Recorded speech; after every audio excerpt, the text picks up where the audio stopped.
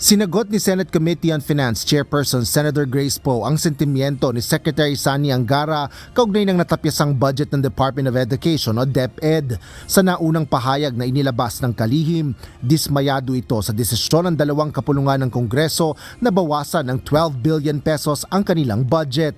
Mula pa niya sa Pangulo ang naturang panukalang pondo ng DepEd para sa susunod na taon. Dagdag pa ng dating senador, itinapyas pa ang 10 bilyong pisong pondo mula sa panukalang programa para sa computerization ng DepEd. Kaya na anya sana nitong makapagpondo ng libu-libong computer at mga gadgets na kinakailangan ng mga mag-aaral mula sa mga pampublikong paaralan. Ngunit paglilinaw ni Senador Poe, may pondo pa rin namang nakalaan para sa mga computer at 19 billion pesos pa rin ang itinaas sa overall 2025 budget ng DepEd.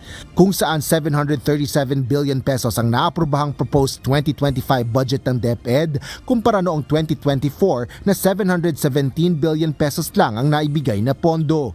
Patunay anya ito sa patuloy na pangako ng pagpaprioridad sa sektor ng edukasyon na kasang-ayon sa misyon ng bagong kalihim. Paliwanag pa ni Poe, ikinonsidera rin nila ang datos ng Commission on Audit o COA kung saan 50% lang ng 2023 budget para sa computerization program ang nagamit.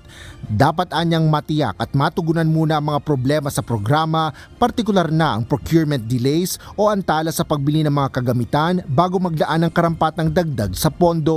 Sa kabila nito, ilang senador rin ang nagpahayag ng pagkadismaya sa natapyasang budget ng DepEd. Ayon kay Senador Pia Cayetano, bukod sa kalusugan ay tila hindi rin prioridad ang edukasyon sa national budget na siyang pinaka-issue ng mga pamilyang Pilipino. Nakiramay din si Senador Sherwin Gatchalian sa sentimiento ni Secretary Angara at sinabing ang edukasyon, lalo na ang mga computer at gadget na ginagamit sa pag-aaral ay dapat laging prioridad. Sang-ayon rin si Senate Majority Leader Francis Tolentino sa kalihim.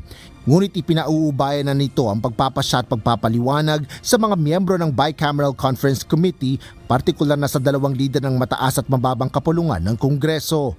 I agree with Senator Angara, Secretary Angara, kasi nasa Constitution naman yan na highest priority ang education at hindi nga lang ata DepEd pati CHED ay nabawasan. So I totally agree, but I defer to the collegial wisdom of the members of the bicameral. Baka merong ilang mas mahalaga pang prioridad, pero dapat talaga mas mataas lagi ang budget ng edukasyon. Asher Cadapan Jr., UNTV News and Rescue. Diyos ang aming sandigan, serbisyo publiko ang aming pinahalagahan.